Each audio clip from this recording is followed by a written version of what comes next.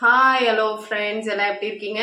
இன்னைக்கு வந்து நம்ம என்ன பார்க்குறோன்னா புதுசாக ரெசிபி பார்க்கலாம். இது முடவாட்டுக்கால்.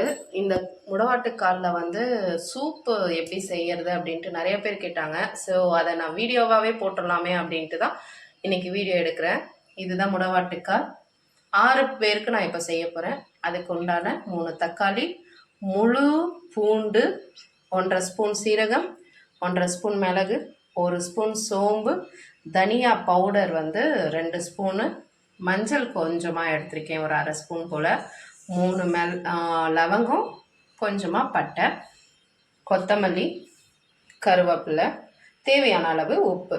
இப்போ என்ன பண்ணலாம், இந்த ஐட்டம்லாம் போட்டு நம்ம அரைச்சிடணும். கிழங்கை வந்து க்ளீன் பண்ணி சின்ன சின்ன துண்டாக எடுத்து அதை வந்து நம்ம வேக வைக்கணும், இல்லைன்னா அரைச்சிடணும். ஓகேங்களா?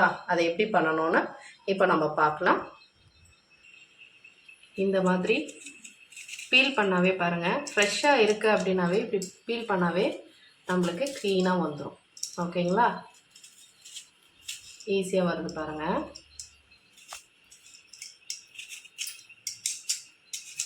இந்த மாதிரி க்ளீனாக எடுத்துட்டு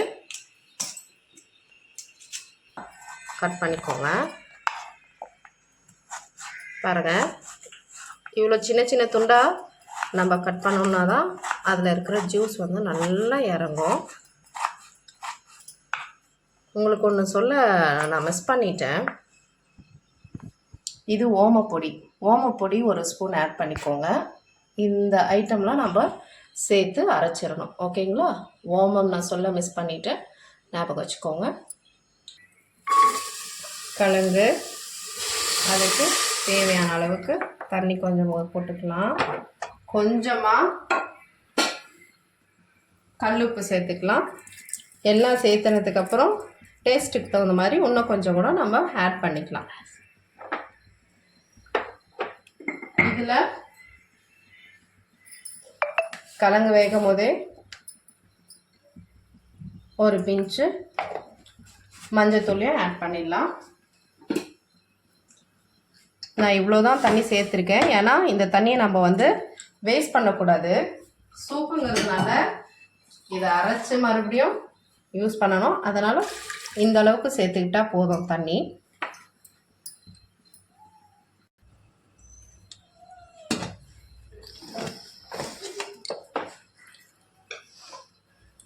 ஒரு 3 விசில் வரட்டும், வெயிட் பண்ணுவோம். இப்போ கேஸ் வந்து ஃபுல்லாக போயிடுச்சு. வெயிட் எடுத்துட்டு எப்படி வெந்திருக்குன்னு பார்க்கலாம். இங்கே பார்த்தீங்கன்னா நல்லா வெந்திருக்கு. இதை வந்து பெரியவங்க சாப்பிட்றோம் அப்படின்னா அப்படியே ஆட் பண்ணி இதில் அந்த அரைச்சி வச்ச மசாலாவை சேர்த்து வேக வச்சோம்னா முடிஞ்சு போச்சு. நல்லா கொதிக்க வச்சு கொடுத்தோம்னா அவங்க இந்த கிழங்கோடு சேர்த்து சாப்பிட்ருவாங்க. ஆனால் பசங்க இதை வந்து அவாய்ட் பண்ணிடுவாங்கன்றதுனால இதை அரைச்சி நாம் போட்டுடலாம். ஓகேங்களா? இந்த கிழங்கை மட்டும் எடுத்துகிட்டு, இந்த தண்ணி வேஸ்ட் பண்ணக்கூடாது, இந்த கிழங்கை மட்டும் எடுத்து அரைச்சிடலாம். இங்கே பாருங்கள், அரைச்ச மசாலாவில் வேக வச்ச அந்த கிழங்கை நான் எடுத்து போட்டிருக்கேன். இதையும் இதோடையும் சேர்த்து அரைச்சிடலாம்.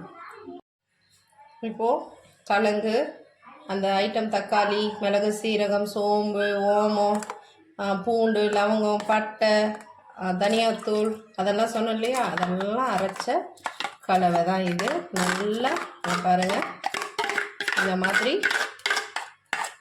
ரொம்ப நைஸாக இல்லாமல் கொஞ்சம் குறைன்னு அரைச்சிக்கோங்க. ஓகேங்களா? இது வந்து பார்த்திங்கன்னா இந்த மிக்சியை அலசி ஊற்றின தண்ணி. ஓகேங்களா? ஜாரை அலசின தண்ணி. இதையும்,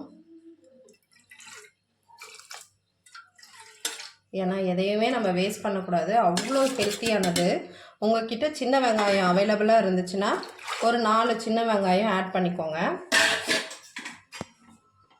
இப்போ இதோட கன்சிஸ்டன்சி பார்த்திங்கன்னா இந்த அளவில் இருக்குது, கொஞ்சம் திக்காக இருக்குது. ஓகேங்களா?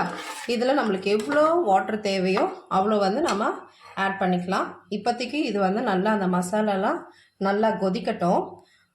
இந்த முடவாட்டுக்கால் சூப்பு யாருக்கெல்லாம் பெஸ்ட்டுன்னு பார்த்தீங்கன்னா, யாரெல்லாம் சாப்பிட்லான்னு பார்த்தீங்கன்னா, 5 வயசுக்கு அப்புறம் எந்த பசங்களனாலும் சாப்பிடலாம்.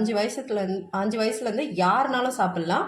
அது இல்லாமல் இந்த முடவாட்டுக்கால் சூப்பு எதுக்கெல்லாம் நல்லதுன்னு பார்த்தீங்கன்னா, முக்கியமாக எலும்பு பிரச்சனை, மூட்டு வலி பிரச்சனை இருக்கிறவங்க கண்டிப்பாக இதை டெய்லி ஒரு ஒரு டம்ளர் சாப்பிட்லாம். ஓகேங்களா? இதை டெய்லி தொடர்ந்து ஒரு 60 நாள் சாப்பிட்டிங்கன்னா நல்ல ரிசல்ட்டு. ஏன்னா இது என்னோடய ஃப்ரெண்ட்ஸுங்கெல்லாம் யூஸ் பண்ணி எனக்கு சஜஸ்ட் பண்ணாங்க. நான் இது வந்து வர வச்சு உங்களுக்காக தான் ஒரு முறை செஞ்சு காமிக்கலான்னு செய்கிறேன். ஏதாவது தவறு இருந்தால் கமெண்ட் பண்ணுங்கள். இப்போ பார்த்தீங்கன்னா நல்லா கொதி வந்துருச்சு. இதுக்கு தேவையான அளவு நான் உப்பும் ஆட் பண்ணிட்டேன். ஃபைனல் டச்சாக கொஞ்சமாக கொத்தமல்லி போட்டுக்கலாம். போட்டுட்டு இப்போ எல்லாம் இந்த கன்சிஸ்டன்சி பார்த்திங்கன்னா உங்களுக்கு நல்லா வாட்டரிங்காக இருக்கும். தெரியுதுங்களா? இந்த மாதிரி கன்சிஸ்டன்சியில் இங்கே பாருங்கள் எவ்வளோ சூப் வந்து அப்படியே குறைஞ்சிருக்கு. நல்லா அந்த வாசனை பார்த்திங்கன்னா அவ்வளோ அருமையாக இருக்குது. இது எப்படி என்ன இருக்குன்னு நீங்களும் செஞ்சு பார்த்துட்டு கமெண்ட் பண்ணுங்கள். Thank you friends.